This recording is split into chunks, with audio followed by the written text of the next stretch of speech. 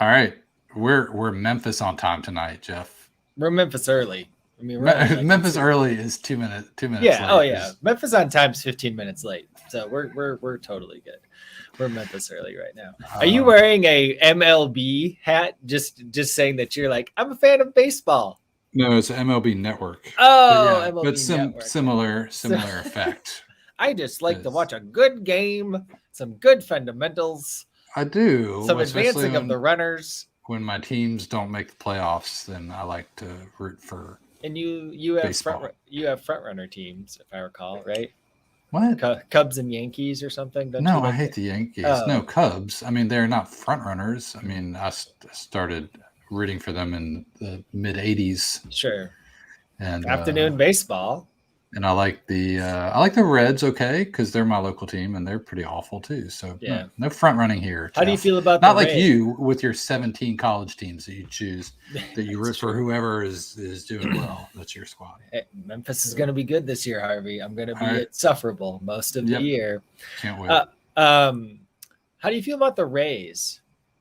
Like, Man, it's kind of hard, right? Like I just like because rooting it's for like them because because they play, they're great to watch. Like tonight, yeah, they're so much fun. Rosa yeah, Reina is awesome. yeah. Nelson Cruz hit the catwalk on a home run. Their pitching's amazing, but it's like I can't cheer for them because they're just like this team that nobody really Well, cares I guess about. apparently they have proposed to play half their games in Montreal next year, which sounds Oh, awesome. So I'm in on that. yeah. So give me 40 games in of Les Devil Rays next year.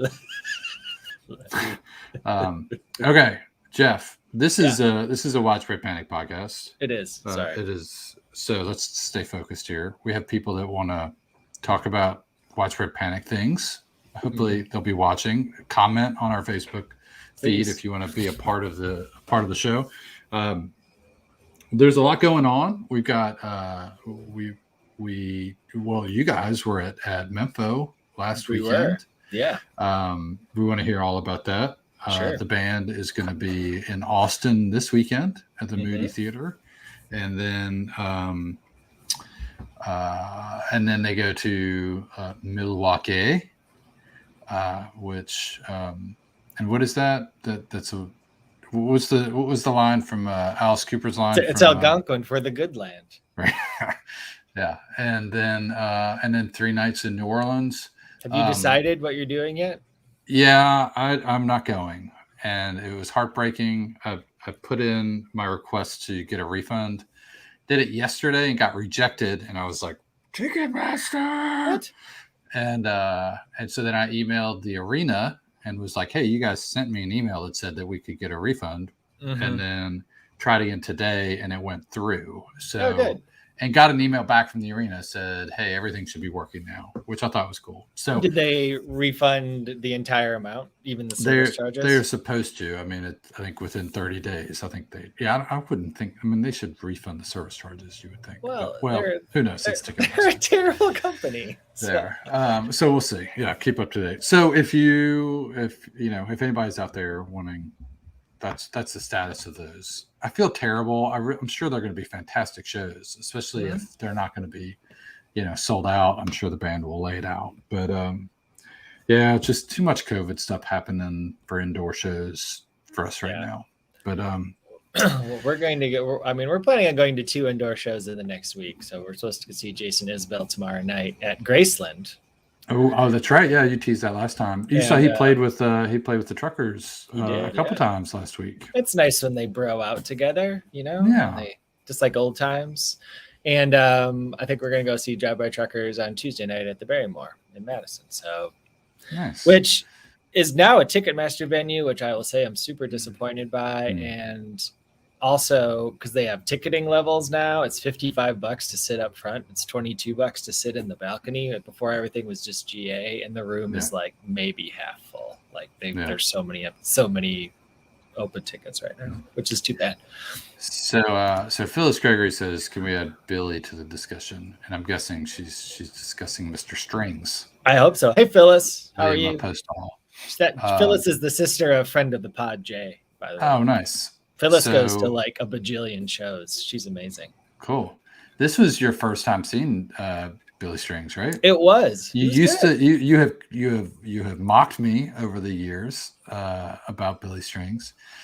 We've followed Billy Strings on this podcast from even before he was a guest of Widespread Panic. And way back he just in the day. didn't he just win some like super big IBMA award too? He did, yeah. As well as a Grammy, right? And he has a new record coming out tomorrow, right?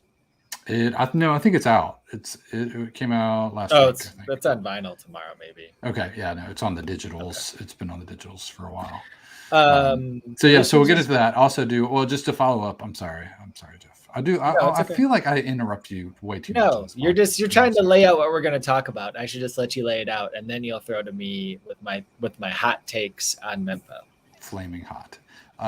I do want. Well, Alex Cook says that he can't sell or give his tickets away on Ticket Bastard, and that may be so. On the New Orleans tickets, that was the case with my tickets because I got paper tickets, and I think I don't know if you can't do that on paper tickets at all. But if you do want to get a refund, I think you can go through that process and get a refund specifically about the New Orleans tickets.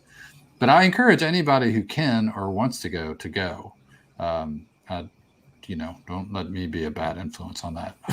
I'm very, very sad that we can't go, but things are just, mom wants to come visit that week and it's just not working. So, anyway, so Mempho, and plus just as a tease, just because it's what we do, we're going to have Jen on, your better half. Yes. Her first Panic show. First, maybe Saturday night, but first, yeah. Oh no. Okay, we'll see how it goes. So we're gonna bring her on in a little bit to talk about Saturday night. Yes. And she went Sunday too, right? Yes. I didn't see any pictures of Avid Brother cosplayers. Are you saying that? No, not any. They're harder to. I mean. Scott's hard to cosplay these days. He's very buff right now. Okay. He wears sleeveless tops. He spent COVID working out, unlike the rest of us. Yeah, good for him. Not a scrawny little guy anymore. And Seth looks essentially the same, with the part in the middle and then kind of pulled back. Yeah. But yeah, it was very strange. Seth was wearing a Mickey Mouse t-shirt, which I thought was kind of funny. It was an interesting choice. Okay. Let's not get ahead of ourselves. No cosplayers. Okay. But I do want to hear from Jen just about the weekend in general. And sure. And then also, if you've been following us on Twitter, 1988 Tops. I got my pack right here, Jeff. We're going to do it at the end of the show. We'll see what we get. This could very easily turn into an unboxing podcast. 1988 Tops that. Baseball. Oh. Shout out to the 1988 Tops podcast, which is without a doubt my favorite podcast, other than ours. Favorite non-Osiris podcast. I'll say that. These guys do a great job.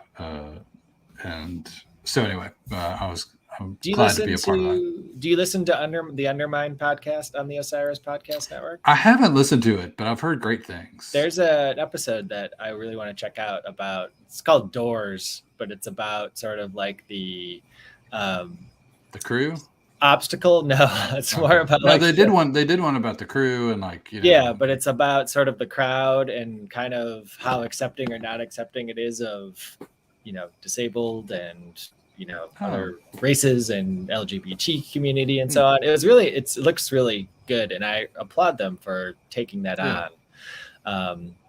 As with anything, there's certainly more nuance to a crowd than what we see kind of in a glance. For sure. And everybody's represented ideally. Nice. And but it's kind of an interesting way to look at it and see what's happening. Are you drinking is that a hazy IPA out of a stemmed glass?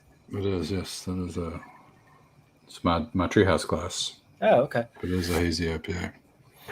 So okay, Jeff, let's get down to business, shall we? Yep, Friday night. So it was a rainy Friday and Thursday, Friday, Saturday in Memphis. So the venue was the Memphis Botanic Gardens, the Radiance Amphitheater, which is behind the Botanic Gardens. They do a summer-long concert series. Typically, where the VIP area was for this event, and like sort of the upfront area is where they have tables that companies buy and individuals buy for concerts and things. So it's very frou-frou, and people have wine and champagne and dinner and stuff. The Stax Museum of Soul Music doesn't buy one of those. No. And then other folks sit in blankets and stand in the back, and so on and so forth. They're nice events. Like it's a very cool area, lots of trees and so on. So if it would have been dry, it would have been perfect. Friday night was actually pretty good. It rained in the morning. It didn't rain that hard. They put down these big shouts to Jen's cousin Todd, who works at Radiance Amphitheater. His crew like put up all these white plastic panels on the grass to protect the grass. Nice. Yeah. And so that was really key because it got really sloppy Saturday, which we'll talk about. But Friday night wasn't bad. Really nice night. Walked up from our house, it was about a mile, and really got in the door right when Billy Strings started. Good crowd. Nice. Like it was very. Again, you talk to cousin Todd and others like, oh yeah, we're doing this last minute. It's like, it didn't seem like anything was really last minute. Like it was very intentional how things were done. It was helpful to get your COVID stuff squared away in the afternoon and trade in your tickets for your wristband. So you could just walk in, and then security was pretty light. So that was good for folks and head on in. So I went by myself Friday night, and Billy Strings was on the stage, and it was good. He plays a good guitar. He plays a good guitar, and he's got a good voice. Yeah. I just give you a hard time about it, Harvey. No, I know. It's fine. I don't have any. I have much confidence in my taste in music, so I don't have any problems with what you said. But it was really good, and it was clear that. I mean, you could just kind of tell. You knew it was coming. You knew.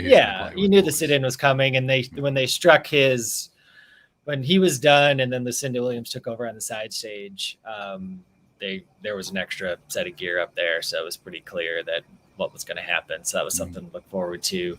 Lucinda played on the side stage, and the setup was really great because the stages were sort of like perpendicular. So then the sound was good enough that had you been able to like set up camp somewhere and not have to deal with mud or anything else like that, you could just stay in one spot. And beer was central, food was central, and just sit there and listen to everything if you didn't care what you wanted to see. And so Lucinda started, and like her band was awesome. I did not know many things. I did not know that Lucinda Williams is 68 years old. I did not know that she had a stroke in November because she was sitting, and she sounded, her voice sounded okay, but not like kind of slow. And then she was a little confused. She kept thinking Jason Isbell. Which I felt kind of bad for her because she kept thinking of it. She was supposed to play with Jason Isbell on Saturday night at Shoals Fest. But her band was great. She played all the songs that the people wanted to hear. And I thought one of the things that Panic really did well both nights was the energy of how they started their show was reflective of the energy of the band that preceded them. And so both nights, it was literally like, and even Sunday night when Waxahachie was great, played on the side stage. Their set, the Avett Brothers were coming on stage when Waxahachie was still playing, and Waxahachie was like, "Oh, geez," and everybody switched over to Avett Brothers. So the energy was really good. They said they sold out all the tickets for Friday, but the crowd there was a lot of room. I thought Friday night. Cool. I stood FOB DFC like 40 back. Nice. It was perfect. It would have been perfect. No taping, Jeff. No taping. Did you? Yeah. Whose fault was that? It was somebody's fault. Lucinda's fault, you think? Lucinda or Nathaniel Rateliff, I would imagine. Yeah, that's a bummer. But I thought they could have done it better. They probably could have policed it. I've been at other festivals where that's been. It doesn't seem like, why don't you just keep the flag, and then they go up when the band comes out. And so, which is too bad because the sound was really good, and where I was standing, which would have been a good spot for Z-Man or somebody else to be running. You should have been doing that. Did you? I know. I should have got out my hats. I should have got out my CSB binaurals and my custom-made croquis. that went on the glasses. There, the mics sitting on the side. Yes. I should dig those out. Those things are a trip. You should. I bet they sound good. Tall Boy opener obviously was, again, well done band. Good job. Yeah, Naked in the Mud, because it was muddy.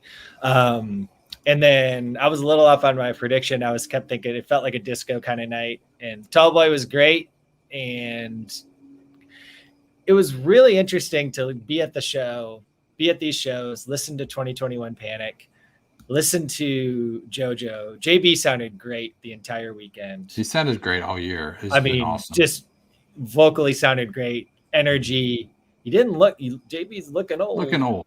But sounded great. And it was engaged JB all weekend. His guitar playing was on point. He was pretty up in the mix. You could hear him pretty well. I wouldn't say JoJo was down in the mix, but it wasn't as prevalent as what you could really hear it. But it was funny to go to those shows, hear JoJo, hear him sing. And then like I said on Twitter, I've been listening to Fall 99 shows and like the JoJo synth attack. And it was just like, oh God, I forgot about how bad that was. And just, it was like, okay, this is how it's supposed to be. Just do your thing. Just do pick your spots. Right. But Tall Boy was good. Crowd was into it. Disco obviously gets people going too. It was outstanding and pretty tight. And then the Henry Parsons in the third slot. So just one right after. That's a nice 1, 2, 3. It's great to get going. And then coming back with Junior, which I know isn't necessarily one of your favorites, but fitting for Memphis. Fitting for Memphis. Came in hot, but nice and abbreviated. Ann Avis kind of slowed it down a little bit, brought it back up with Roberta. And then it was literally, since I was tweeting and doing the set list updates, I literally had the tweet ready to go. Something like Xmas Katie ... effing again or something like that. And then I was like, oh my God, it actually so you actually did you got faked out. You got reverse dirty business. Wow. Which is totally fitting because that's when Billy Strings came in. So Billy Strings sitting in on Christmas Katie would not have made a ton of sense. Billy Strings sitting in on Dirty Business did, to me, make sense. So great Dirty Business. JB was in fine form. Billy Strings he fits in so well. Like, I don't want to, to me, the sit-in, the Panic sit, Mount Rushmore of Panic sit-in all-stars. It's Blackman is up there. Say what you want about Peanut, but Peanut's, been in the mix for a long time. Dirty Dozen is certainly on there. I'm just doing Dirty Dozen sort of as the whole. Gib Droll obviously is great. No, sorry. That's tough. That would be a good episode to talk about that because you got Warren, you got Colonel, Jerry Joseph, and it's hard. To get to 4 is going to be tough. But Billy Strings is making a strong case for latter day inclusion. He's like the Roosevelt on the. He is. I feel like he could take over the Blackman spot. Which is like, oh yeah, he's just fit in wherever. Just what song do you want to play? Want me to play on? Sure, I'll do that.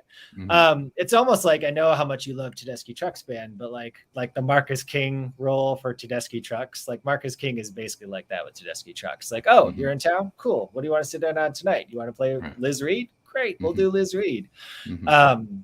He was awesome. Like he's awesome, and I haven't seen, and this is something that folks can talk about, or you can talk about too. I haven't seen a guest like turn around and face Dwayne and face the band and like give cues like he was doing. Like it wasn't a passive sit in. And again, I think it's just the general comfort level he has with them. And clearly, somebody said it's clear Panic loves playing with him as much as he loves playing with Widespread Panic. And it's not like he's in awe of them. He's just like, I really like these guys and I really like this music. And so they give him the space to do it. And he and Jimmy just lock in. And it's like, it's one of those things like when Derek sits in with people, or people sit in with Derek Trucks, it's like the best lead players. It's always so fun to watch them when they play rhythm. And like what they do, it's like, and JB did the wander over to Jimmy a couple times, but he did the wander over and he was looking at Billy. And it's like, what can I do to make this better? and Billy does that really well. And then like another time, like they were playing, I think this is towards the end of his sit-in, but like it was one of those things where like schools kind of leaned forward and was like, let's do me now. And so Billy kind of stepped up and they played together, so it was really cool. It sounded great. It just sounded great. The thing that stuck, so, and he played electric, right? Was it the whole time he played electric? Electric the whole time. Yeah. Which is cool and sounds good. And he did that with Billy and the Kids, and he sounds great on electric. I mean, it's different, right? And when he sat in at the Ryman in Nashville, a couple of years ago, he played acoustic because that was an acoustic show. Mm-hmm. And I remember, like, humble brag. It's not like Dwayne's my buddy, but like talking to Dwayne after the show at the Sam Holt show, he was talking about how like Jimmy doesn't like playing acoustic, and that like not that he doesn't like it, but like, I think he's a little bit out of his comfort zone. Yeah. And sure. that when like Billy comes out and it's like, oh shit, okay, this is what we're doing. And it's like it's almost like he felt like he had to like step up to the challenge. Yeah. And so Dwayne was like, Jimmy just like tore it up after like once Billy came out and played acoustic. And so it's cool to see that they kind of did the flip side on, playing electric in Memphis. But and they did, I mean, the jam out of Dirty Business was strong, and then All Time Low, which was a given. And why was it a given, Jeff? Why was it a given? Because Billy Strings plays that song. Oh, you know that? I do know this. Wow. And but I will say that they missed the mic check on him, so he was singing and we couldn't hear him at first. Right. No, I noticed that when I was listening to it. I figured that's what happened. And then like hearing JoJo kind of at the end of that. Yes. Verse. And again, I will quibble. I hate to quibble with Ted and Scott, but it definitely was an all-time low into Airplane. I think on it was kind of cool, actually. The Airplane, I called it, I think when I tweeted, I said crash landing into Airplane, which was basically, it was the inverse of the takeoff, because they literally started up here and then worked their way down into Airplane, did Airplane, and then obviously worked their way back out with Takeoff. So it was cool. I mean, it was a very intentional thing that they were doing. It wasn't just sort of like, oh, we found ourselves here. It was great. Airplane was great, and then the Red Hot Mama, which I guess I was surprised that it was when they did the All Time Low. I was like, okay, you did just 2 songs, that'll be great, but to stay out for 4 and to stay out for Airplane and Red Hot Mama was really great. It was the crowd was into it. I feel like Mike Smith, who works with the band, was the one that did the booking for the festival this year and such.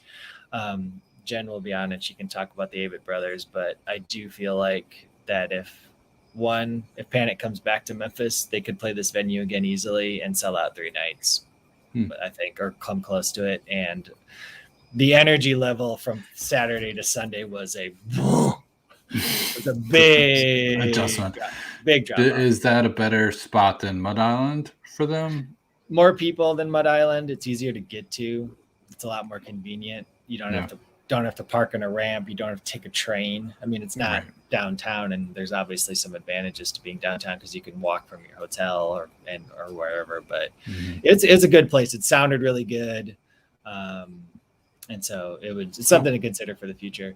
So after Billy left, and it was a 1-set show, which was cool, but it definitely broke out into kind of 3 distinct or even 4 distinct chunks. So like pre-Billy, and then the Billy segment, and then and then driving surprise drums, bow-legged surprise driving, which was good. I mean, there's really not a ton to say. It was good. They did a good job.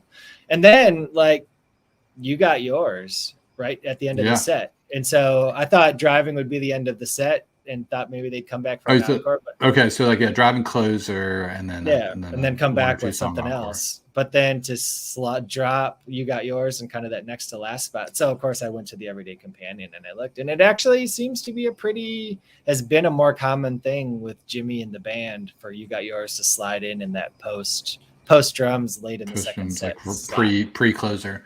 Yeah, You Got Yours has has found some pretty good legs, I think, recently. Like as a, I don't say jam vehicle, but like it's something that they can explore a little bit. It's not like a throwaway first set kind of song like sometimes it was back in the 90s.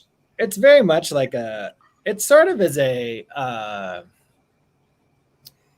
you either liked You Got Yours or you didn't like You Got Yours back in the day. And I have always kind of mixed about it, and it grew on me towards the end, and now I it's great. But then it was just kind of like, well, it depends on where it would slide. And sometimes it would just slide in. It's like, okay, this is a song that should be in the 6 or 7 slot in the first set, and then be done with it.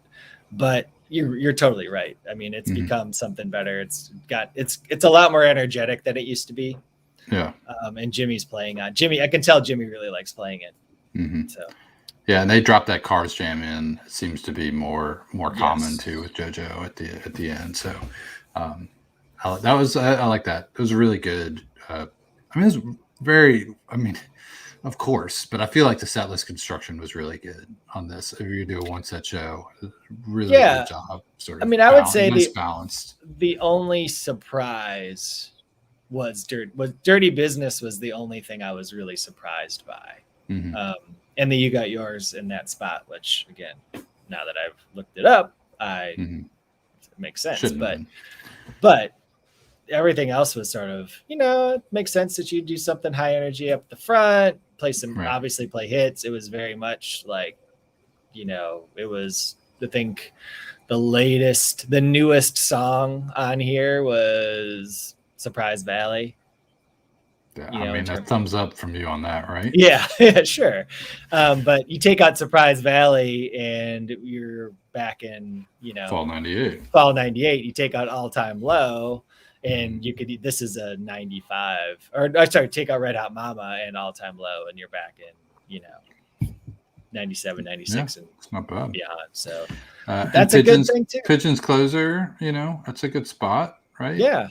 And so the show got done at like 10:50 or so, between 10:45. I mean, they started almost exactly at 8:30, so I think the show ran about 146 minutes, give or take.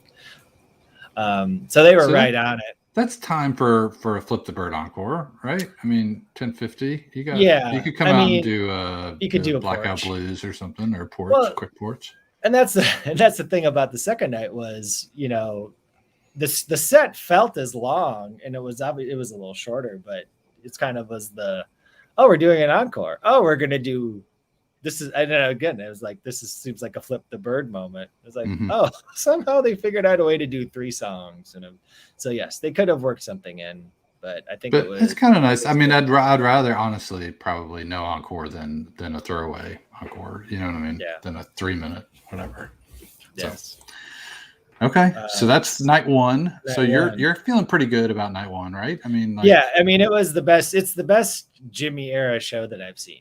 Yeah, I think pretty easily. Okay, I think I was in the right frame of mind, and it was, again, it's just like when Panic's a mile from your house. It's hard to get upset. Hometown Panic is the best kind. Got my steps in. Got my steps in all 3 days, so I can't complain about that. Okay. All right. Well, are we ready to bring in the star of the show? Please do. She's ready. Okay. I think she is. Let's see. Can we get her? Hey! Jen! Hey. Okay. Hi. There you are. What's up? Not much. Did you put on makeup? No. I mean, sorry. I had my hair and makeup team come while you were out on the phone talking for the past half hour. That's good. I was trying to get like a fan, so I had like a gentle breeze going with my hair, but it just didn't work out. Show everybody where you're sitting, because we had you sit at the table. I did some Halloween decorations. Yeah, we're very festive. So we have some artwork there and some other. Every time you post on social media, I feel like an inadequate parent. Just want you to know that's what you do to me, Jen. So congratulations. I'm sorry. If I could go back in time, I would take a picture of my younger child's lunch that I sent him to school with today, because it was like 4 pepperonis. That was all that was left. like a bag, like Nice. all carbs. That's fine. We're out of all fruit. So I'll was try to bad. post something to show how Okay. wheels It was- off we are. It was bad. But so night 2, we went together. Yes. We dressed thematically for the first Which time. I thought was amazing. in You our guys entire both rocking lives. and base basketball jerseys. Yep. Mhm. My two favorite point guards of all time, Kenny Anderson and John Morant. Mhm. Sean Woods did not make the cut. I'm sorry, Harvey, but That's okay. but it was we saw, who did we see Saturday night besides Panic? We saw we saw Moon Nathaniel Taxi? Rateliff. Nathaniel Rateliff. And Nathaniel the Night Rateliff. Sweats. Yeah. How is which that? was- I haven't seen him play before. I mean, it seems like he would be a good time. Yeah, he was good. Honestly, we ran into friends and they had VIP access. So my big priority was getting access to the VIP porta potties Got at it. that point. So Understood. Priorities. So that's what I was doing. But there's a big story with the VIP porta potty. This is Okay. this is the takeaway from Mempho. Is this so? This is before Panic, This is right? Before Panic. Okay. We had walked up there and watched some of Nathaniel Rateliff and then decided just to like walk around a little bit. And so I got into the VIP area. Our friend Stuart let me borrow his badge. And so his wife and I were standing in line for like the portable, they're in like trailers. Yeah, trailers. Yeah, with trailer they got toilets. AC and carpet. I mean, it's very fancy. I've been in very those before. very fancy toilets as opposed to like the regular Right. ones where Sure. you can't really see what's inside of them. So we were waiting in line. There was a group, like a couple people, a group in front of us, and then a few people, and like they go in, and this woman opens the door to the trailer, and there's 4 stalls in the trailer.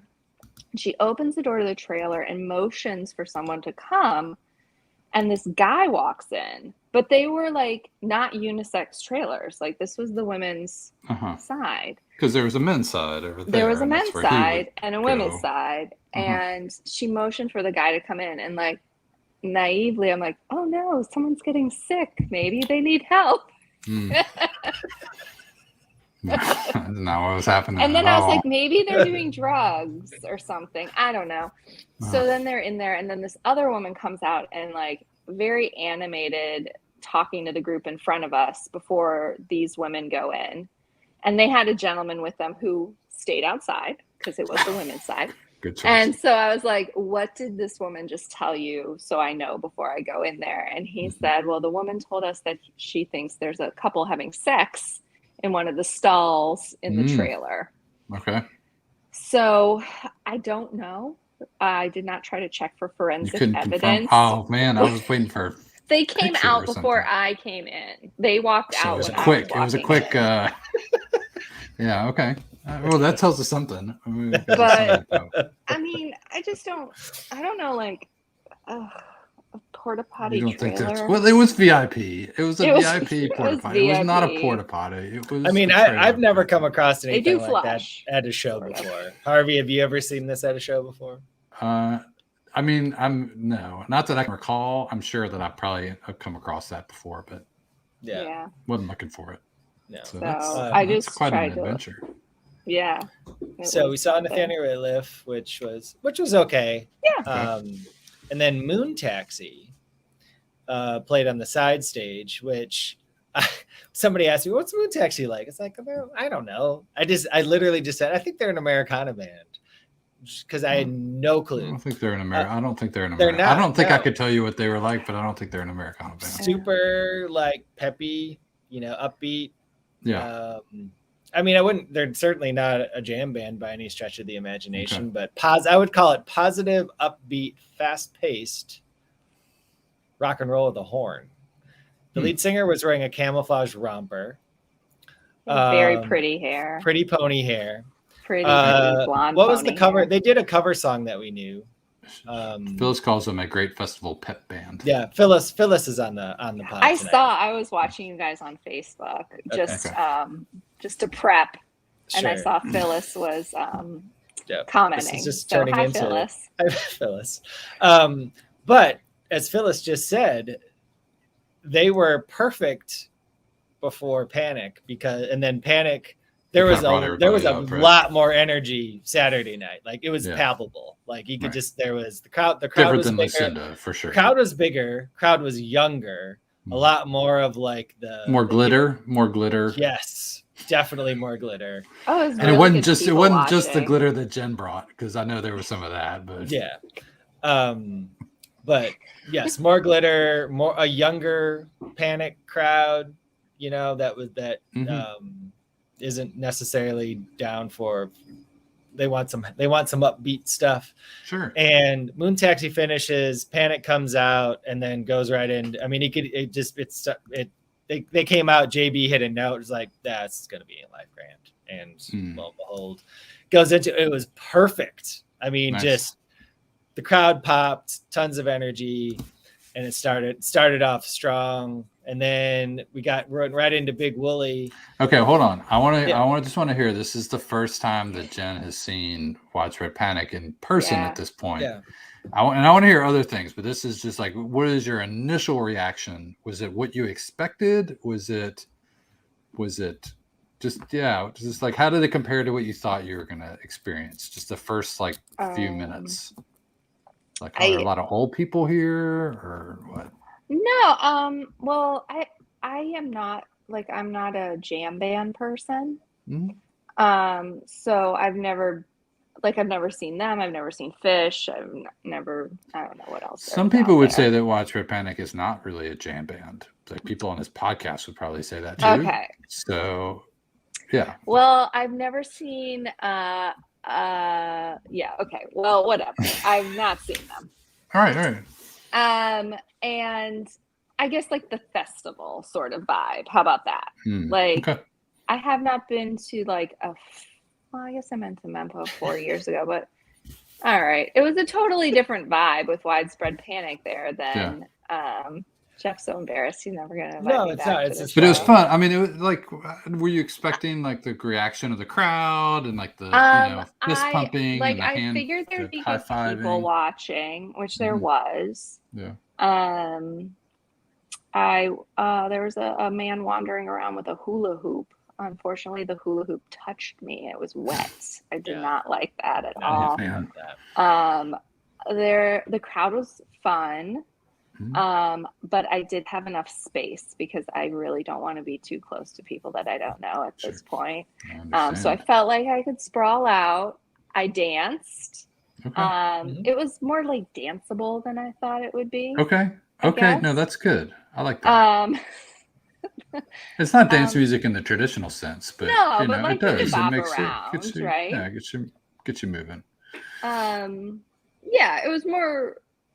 I'm gonna be honest. Like, I also really haven't listened to a lot of Widespread Panic.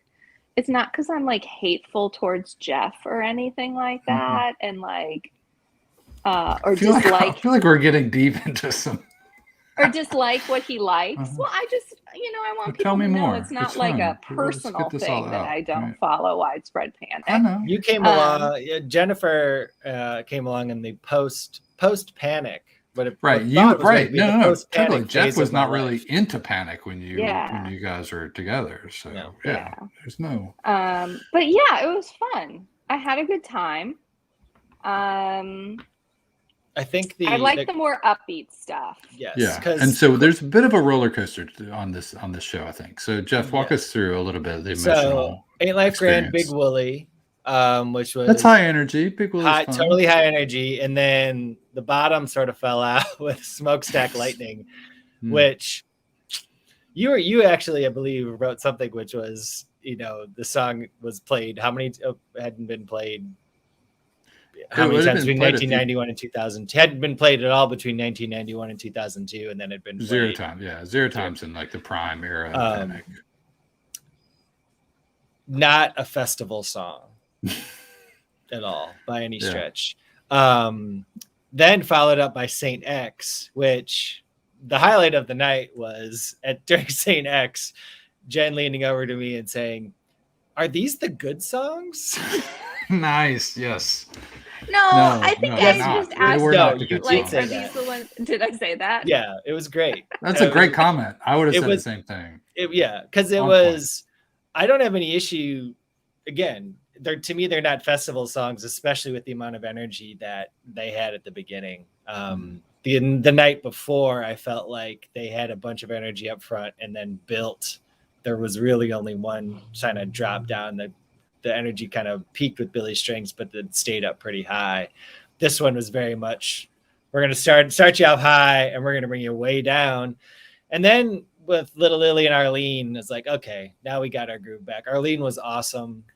I believe, Jennifer, you asked me later. I really like that song. It was about a Spanish girl. I believe. Was your comment about that? I think no, it was. I didn't understand any of the words to the songs, but I think I caught something about a Spanish girl. Yeah, I mean, there's literally like 10 words you need to know. It's like, woke up in the morning about 10:13, 6-pack of stout, a stick of sensei, and then I can't stand it. No. And then, the random Andy, got no Andy, no Barney kind of thing, but he didn't do that this year. Arlene is probably, I mean, I was so happy to see that came on, because that is like my favorite party song, favorite Panic Party song. Yeah. You know what I mean? And so I'm glad you got the experience. Blackout Proving followed, which was definitely my thing. I mean, I love that combo. That's an old school 96, 97 combo. Proving was very heavy Proving. Blackout was fun. And then again, I just was kind of like, we got it. We got the momentum. And then second skin, it's like, dropped it down again. Pilgrims, which, it's a slow song, but still great. And then brought it back up with Holden. And then a drums. And Jennifer, how did you feel about the drums? So about your first I think you warned me about the drums, and I was like, is this the drum solo portion or something? I had a tough time from like 9:30 to 10. I remember like it started, there was energy, I was good. I bet the second skin Pilgrims probably took a lot out of you. That probably you'd reached the level, and then they kind of slowed it down. They slowed it down, and I was like, holy shit, I still have like an hour and a half of this. Right. Yeah. No, we've all been there, Jen. It's okay. Yeah.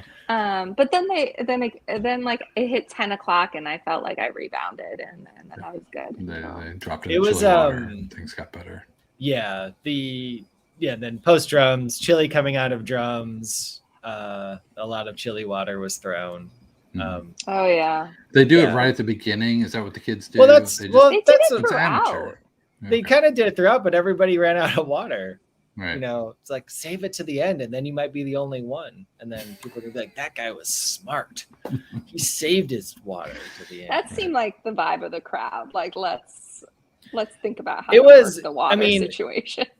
Friday was very much. It felt like a Friday show. Or a weekday show, because people, I mean, obviously there's a bunch of people in from out of town. Even the concert organizers said they had a ton of tickets from Colorado, a bunch from Georgia. Like it was, but it was still a decidedly Southern crowd. Saturday was definitely a lot different, just because the energy thing, which we've talked about, but there was a lot of like those guys there who had been watching SEC football and had been, this is their God knows how many Panic show that they've been to, and they got their, I mean, we could have we should probably need a whole segment on lot shirts here before we close for tonight. But it was very much like the crowd that could sustain the energy all the way through. And I think Friday night the band brought the crowd up, whereas Saturday night the crowd was so peaked that the band could have pushed them even further. Again, just like the guys that were right by us. I mean, I took a stealthy picture, because it was like it was so perfect. The guy wearing Duck Hunter camouflage at a Widespread Panic show in October in Memphis, Tennessee. It's like Interesting choice. Mhm. But it was like he probably was in the marsh over in Arkansas earlier in the day. It was great. And so Chili was intense, as good as clean sounding, and then I'm Not Alone, and then the Fishwater, Busted Big Fishwater. And we've talked about Busted Big. Busted Big is The kids love Busted Big. Kids love Busted Big. And it's a fun song. It's a good song. It's a fun song. Yeah, I just know that Ride My Liquor Down to Mexico or whatever part. But, and then that closed it out. And then we had what I thought was just going to be the Flip the Bird. And then what were you thinking? Because this ends what, at 10:50 again? About the same time? 10:45 or so. And we did the let's walk towards the back so we can beat the crowd. Move. So we stood in the back. It was pretty muddy Saturday. Which was too bad. The back half, there's a walking path between that kind of splits the two lawns. And that front lawn's going to be fine because they protected it, but that back lawn was pretty beat up. The front of the back lawn was pretty beat up. Yeah, and so we kind of headed towards the back and then started playing Bastards and Bubbles, and I was like, this is a fun Flip the Bird encore. And also perfect because they were, in fact, Bastards and Bubbles all weekend. They were kind of, if they weren't playing or weren't at the venue, they were stuck in a apartment or a condo or something downtown Memphis, I think. And so I thought it was a really kind of a cool song to do. And then I was went into takeout and was like, all right, well, y'all got 7 minutes to do takeout. You better do it. Yeah. And they did, of course. Yeah. And it was a great closer. And just two fun shows overall. So, obviously, Jen, the question is, I feel like this is some sort of dating show, but Jen, will you go see Widespread Panic again sometime? I would. Yay! She's gonna do it, guys. Wow. She's gonna go see it again. I'm not going on tour. No, we're not going. Nobody's going on tour. I had to keep her from buying tickets to Milwaukee on Sunday morning. It was tough. She was about to get that Southwest ticket out of Nashville, but she didn't do it. Yeah. No, but I think you would travel a couple hours, maybe, within. You know, you go to Nashville or Little I Rock, would even maybe. travel somewhere that I wanted to travel to see them. Okay. Well, that's good. But I probably wouldn't apply 2023. Right? I probably couldn't handle multiple nights, but I could do a night. That's fair. But it's going to, wherever you go, because that's what they do now. They play multiple nights. So you would have to just figure out what to do. You pick your night and then maybe do something the other nights. Yeah. That sounds like a good jam for couples getaway, because that's about Rachel's capacity for Panic is one night of 3. So actually, our friends here in Memphis, their significant others, I think are about the same too. Yeah.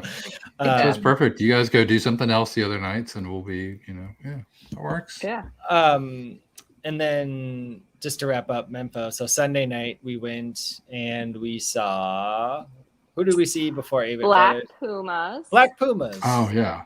Were they great? Yeah. They were great at Railbird. Were they good? Yeah, they were fun. Yes. There was when you notice something and then you can't unnotice it and it is a little distracting. The lead singer kept saying Memphis, Tennessee. And then I think 15 times. It was a lot of Memphis, Tennessee. So it was a little not distracting. It just was interesting. But they were good. They were fun. I enjoyed dancing to them. Memphis, Tennessee is fun to say, though. I'll say that. In his defense, it's a fun thing to say. Tennessee's a fun word in Memphis. Yeah. Memphis. It's fun. They were fun. There were a lot less people on Sunday night. So there was a lot more room to dance around. More room to boogie. To boogie during the show. So you saw Black Pumas. And the weather was perfect. Yeah, it was unbelievable. That Sunday helps. Night.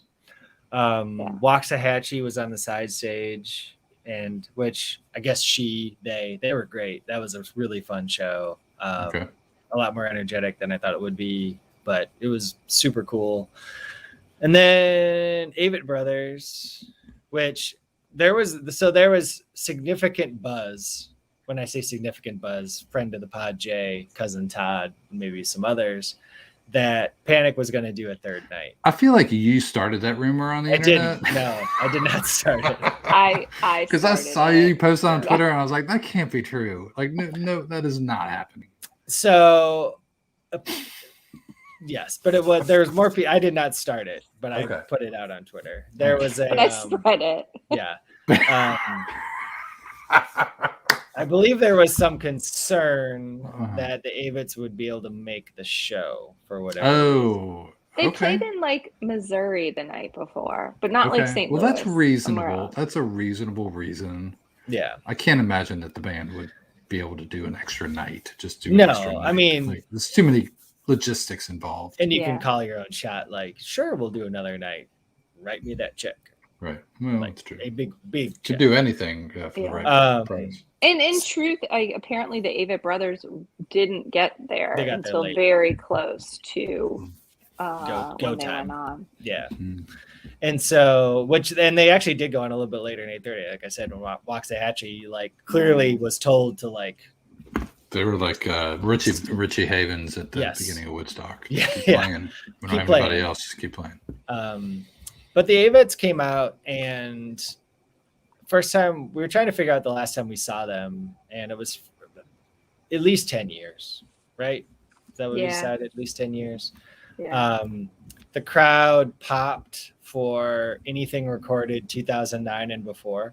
Mm-hmm. Anything which is like when we know them. Yeah. Right. Yeah. The records the songs you know. Right. But then anything after that wasn't upbeat was just okay. Let's get this over with. Yeah. And the crowd was moving around more. I mean, it's hard. We were in a different spot that night than we had been the other night. But we were in a different spot because a woman near us brought a tambourine to the show. Oh, no. And then shook her tambourine with the band. Like, I didn't pay to see you. No. Right. It's one of the more self-centered acts I've seen in recent memory, which is saying a lot about what's happening in this country right now. That's taking cosplay to the next level. Yeah. Actually performing with the band.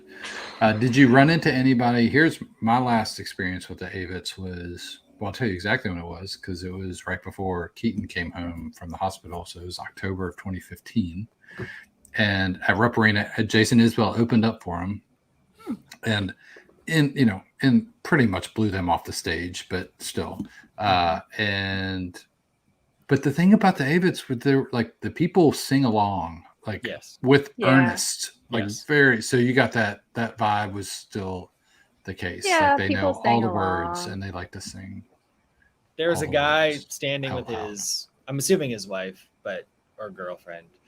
She was wearing an Avett Sister shirt. Standing in the back, and he was. I like Jen's disgust. Yeah. Glad we're all on the same page there. Bigger guy, tall guy, probably mid to late 30s, give or take, and he stood in the back and didn't move the entire show, but sang along with every song, at least that I saw him. But sang along in like that, I'm singing along, but you're not going to notice that I'm singing along kind of thing, just like whisper singing, and it was, but he sang along to every song that was there. So yeah, but again, it's like the raucous early stuff just popped and people go crazy for it. And then some of the upbeat stuff, but then it's just, they played a few newer ones that like I recognized ish. Yeah. It's very, but yeah, like it was a real downer of a show. Oh wow! like the first half was fun, and the second half was a combination of new stuff and slow stuff, and it just made for and it's Sunday nights, and it's been 3 days, so you're already tired. And right, you kind of gotta they gotta bring more to the table, I think, at that point on a Sunday night closing set. I was disappointed. Yeah, and then the double. Then the double Flip the Bird, which is two slow songs in the encore. Oh wow, two slow songs after a slow last, second half of the set. Yeah, and the last slow song, newer, I say, could be a decade old, I'm not sure. It was like, basically, like, if I die tomorrow, blah, blah, blah. Like, it was all about death. And I was like, this isn't how I want to walk out of here. Okay. That's upbeat. Spiraling towards a panic attack, really, as I'm walking out of the show. Okay. Yeah, it was not the vibe to end a festival. Yeah, I think that's unfortunate because I feel like they can bring energy, Oh, yeah, right? I mean, yeah. sure. When they play those older songs that we know. Yeah. Okay. So another question is: had you been seated for any of the shows the entire weekend, would you have fallen asleep at any of the shows? I do have a habit of falling asleep. I did fall asleep at a drive-by trucker show. That's like impressive. That was so loud that I had earplugs in. I think it was still loud. Knocked you unconscious. They would probably. I bet Patterson would be excited to hear that. They literally I was rocked kind you of to sleep. impressed with it. I mean, I love the drive-by truckers. But I was tired. Would I have fallen asleep? Yeah, from that like 9:30 to 10 o'clock slot on Saturday night, I might have dozed off. Second Skin Pilgrims would have dropped you to sleep. Yeah, like in my defense, it was at that point like we had walked, we had been on our feet. That was a whole mile. You walked a whole mile. Yeah, we did a mile and a half with red Solo cups. Because then you're carrying like nearly a pound of liquid. I will tell you this. I don't know how much you've walked with Jeff, Harvey, but Jeff goes is a very fast walker. Very fast. That much I know. I'm considerably shorter than him and have really short legs. So I really have to the picture I saw was you were in front, which tells me that Jeff stopped for some period. Absolutely. To let you go ahead. And then take the picture, and then several seconds later, he had caught up to you. It was a stage photo, certainly. Oh yeah, absolutely. But then on the way home on Saturday, I walked so fast. You were so fast. You were. It was Memphis on a Saturday night, and you wanted to get home. On a Saturday night at midnight with no cars around. Like I was walking fast back to our house. You wanted to get home before the next half hour ticked on the babysitter. I just wanted to get home in one piece. So, but it sounds like the festival will be back next year for sure. Maybe even the next 2 years. So, I mean, it's very much the first year. They tried to make it a very Mempho. They tried to make it a very Memphis centric festival, and they had Stax All-Stars thing and High Rhythm section in Southern Avenue. And it was cool. It was out at Shelby Farms Park, but it just was Isabel played. The second year was definitely, they brought Post Malone back, and he had just played at Memphis in May, Anderson .Paak, and some other bigger bands. And so I think they had a good crowd, but just really wasn't, it was kind of a disjointed festival. I felt this festival, all the bands kind of fit pretty well together and flowed into each other. And the Memphis acts that played, Liz Brasher and City Champs and some of the other groups, Southern Avenue, they did an awesome job booking them because they're 3 sensational bands from the city. But it does just feel like if this thing's going to go and if it's going to be some energy around it, you got to have, if you're not going to have Panic, you got to have somebody like Panic. That's just what I feel. You know, I feel even like Sweetwater 420 Festival in Atlanta, it's coming back next year, and it's like they booked Oysterhead and Trey Band. Yeah. You know, they got a bunch of other stuff underneath it, but like that's like the 2 headliners, and that's what's going to get people there. So it'd be great if they did 3 nights of Panic next year. I'm sure Jen will go to all 3. Oh yeah. Or one. Or one. But they should go to Sunday night because never miss a Sunday show. But God love these people. God love our Panic fans. At least 2 never miss a Sunday show shirts spotted in the crowd during the Avett Brothers. So that's good. Yeah. All right. Well, I'm so happy to hear that Jen is up for seeing them again. Maybe even a destination show. Sounds it sounds promising, Jeff. Promising, yeah. Promising. Anything else that we want, like logistics? So was it your cousin that does the Cousin Todd. Yeah, my cousin works Todd. over. Cousin Todd works over. Any insight with how that all went? And I mean, I think they were happy with the like the crowd. Like they sold out. What Good. all? They sold out Friday and Sold out Saturday Friday night? and Saturday. Yeah. Mhm. And I think the majority of it was like the 3-day passes. So I think they were happy with that. I think Friday night they said was kind of rough. They just didn't have enough bartenders. They didn't have enough Yeah. stuff. But Saturday they had worked a lot of the kinks out, and Sunday ran really smoothly. So Cool. yeah, he did a great job. They had a silent disco there. They did. Kind of like a terror dome thing that like spit fire and stuff. And that was pretty cool. That was cool. And then it had a very, the vendors that were there. I did not know this, but apparently only fun fact that when you have festivals, most bands are only allowed to bring like 2 pieces of merch and then like 2 records or CDs. So Panic only had 2 t-shirts for sale. One was a fall 2021 shirt, both were white.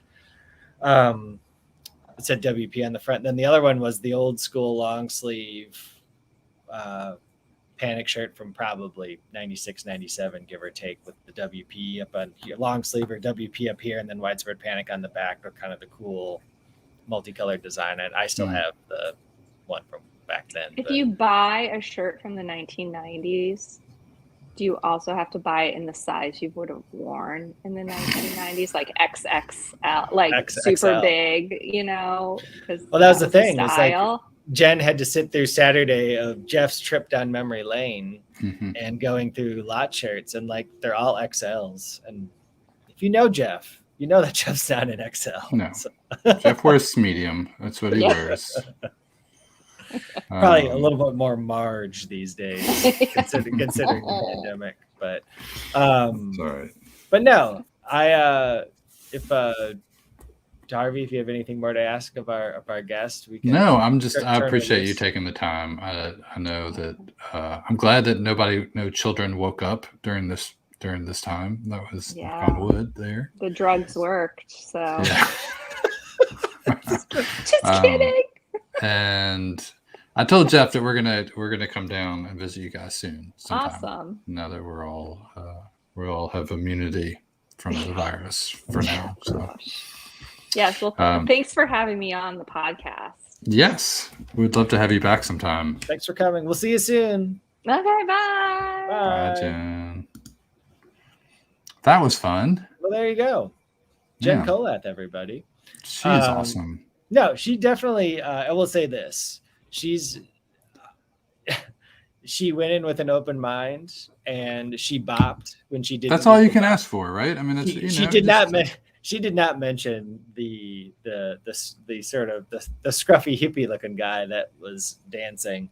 Oh, did it's amazing. Got a little close to it. How were you guys? Were you all side by side? Did you? No, were you side by side, or because we were on the rail, like by VIP, because it something to lean on. Because I do so much dancing that I just need something to lean on to you get tired catch my breath. Typically, right. Yeah. But we were over there, and but one of the things, Friday night, this was something. This was like, it was one of those things that just jogs your memory of like, oh yes, I forgot about you. Mm-hmm. The guy who is having a great time and he's dancing and stuff, and he sees you not dancing, and he bumps into you and he says, "I'm sorry, man," and then he bumps into you again, and then I look at him and he's like, "Ah, sorry, brother," and then he bumps into you again, and then but instead of saying just letting go, he grabs you and he's like, "Man, it's dirty business." It's like, I know. And then he goes again, and then he hits me again. It's like, "They're killing it." I was like, I got it. Yes, I'm good. You do you. And then the guy behind me, this was the guy who was right behind me. And then the guy behind me and to the right was doing this dance. It's a good dance. That's a good dance. That's a good dance. But his left hand kept hitting my shoulder. And so it was like, boom. And I turn around and be like, he's just like this and be boom, and hit our shoulder. And it was so funny. Like, it was one of those things where it was just like, I've been there many times. I know exactly what you're talking about. It just was like being transported back in time, but then also like, it's a freaking pandemic, guys.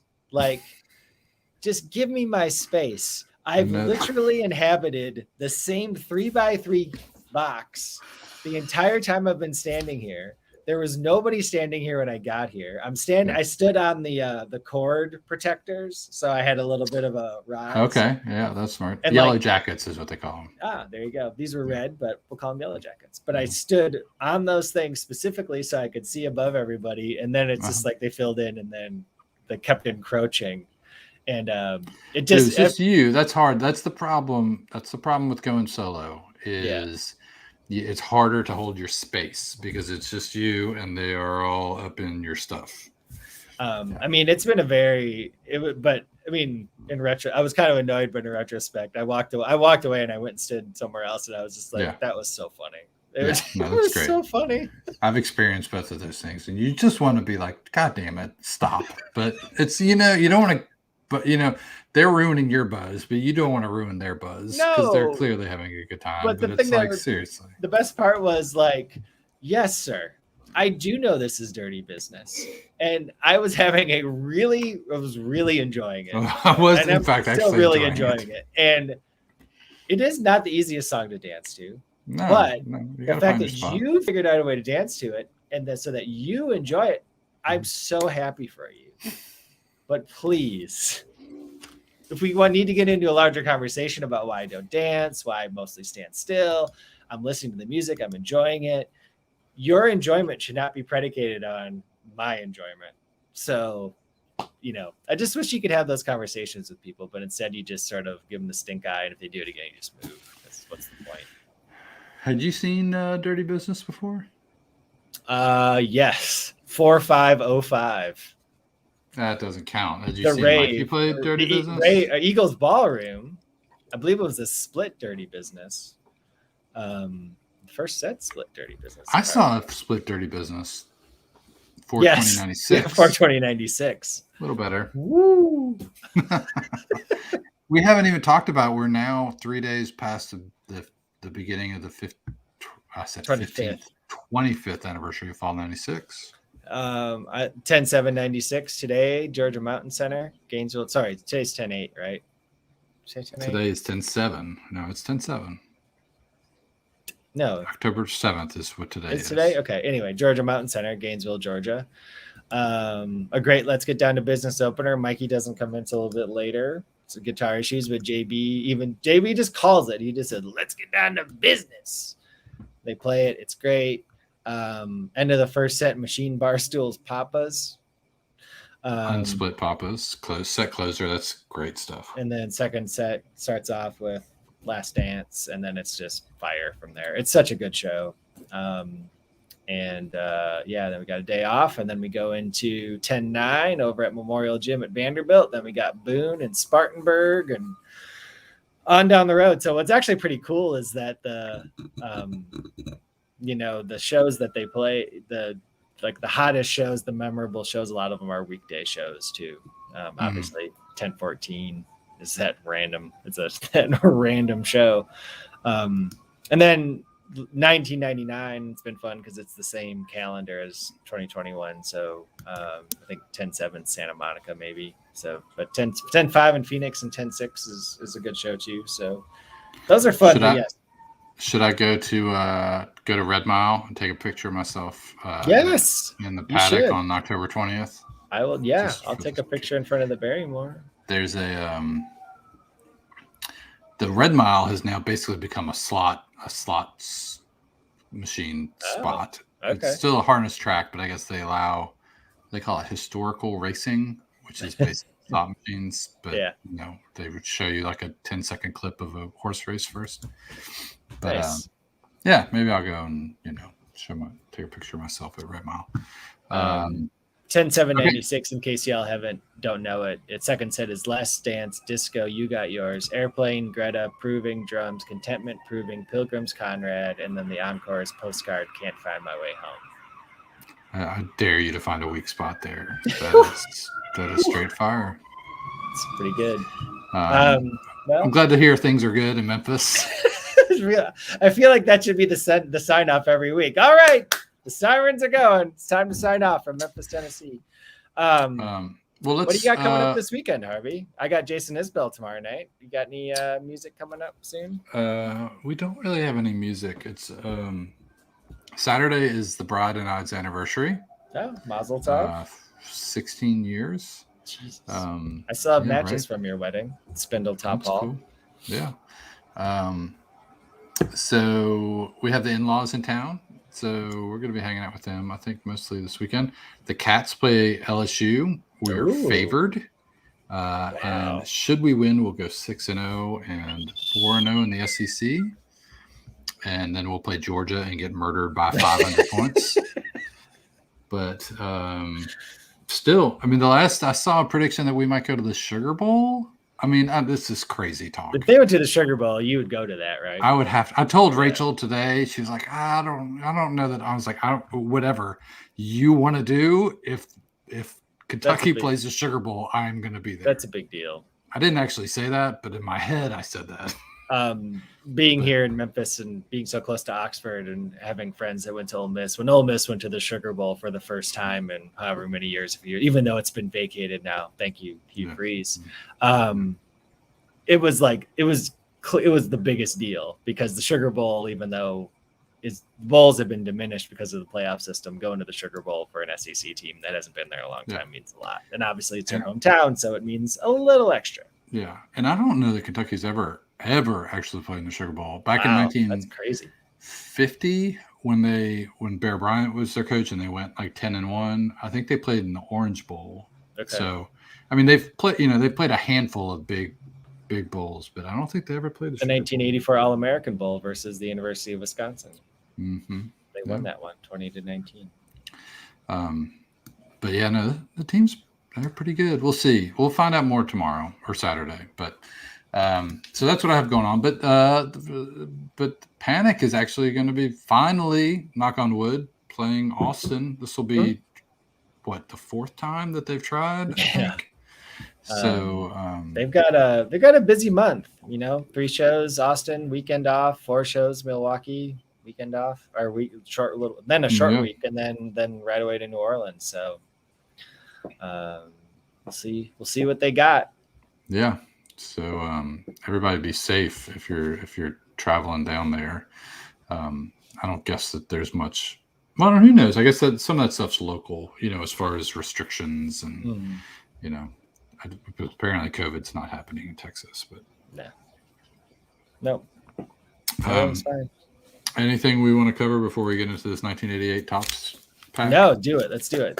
Let's open. You know what? There's gum in here, and I'm not putting it in my mouth, but I can feel it. It's right here. Yeah. That's the thing. This is exciting. All right, so I told them that the first card I saw was going to be my next request for their next episode. So they do a podcast about a particular player. Every week they pick a player, and so they joke that they're going to do 792 podcasts. I don't know if they've made, but they've been consistent. They're at I'm not sure, but they're maybe at 100. Wow. So I'm going to flip them around. Yeah, you got to flip them around because there's that thing in the middle. Jeff. This is a guy I bet. Jim Gantner. Yeah. Jim Gantner. That's a good one. That's a great name. Yeah. The Brewers. All right. I got Jim Gantner. I got Spike Owen. Red Sox shortstop. Red Sox, yeah. I never knew how to say this guy's name. I would say Dwayne Bice. Bice? Bice, Dwayne yeah. Bice. This is. Do you know why Dwayne Bice is famous in the sports card world? No. Because he and Wally Joyner are the first 2 cards that Upper Deck ever made. What do you mean that they ever made? Like their promo, like the first cards they ever made to announce themselves as the company. Because the number 1 card in the 89 Upper Deck was Ken Griffey Jr. So it was. Yeah, too bad. This guy haven't been able to buy a Tesla with it or something. He looks like he was at the Ava Brothers show on Sunday. He looks very sad. And the irony of a relief pitcher named Eric Plunk is pretty great. Andres Galarraga.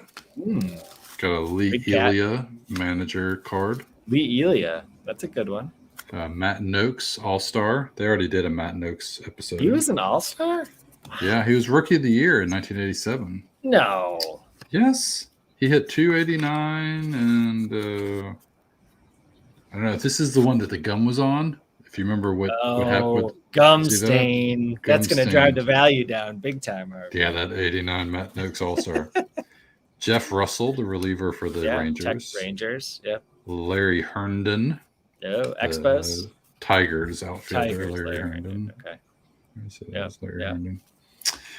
Wes Gardner, who's the Red Sox pitcher. Okay. I don't know Wes Gardner. Ron Robinson, Reds great for Ginger. They've already done I think they've done a Ron Robinson episode. Here's this is probably the biggest star maybe that we've gotten so far. Frank Viola. Frank Viola, yeah. They've done the Paul Noce.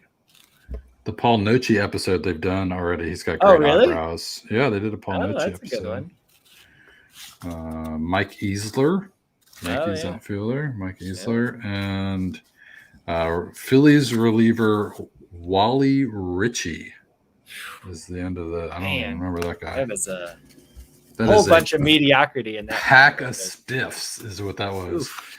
But I like the Jim Gantner. I mean, I'm hoping that we'll get a Jim Gantner episode. This is the thing about the backs. Look at all those seasons. I know, it's crazy. I didn't realize that he played.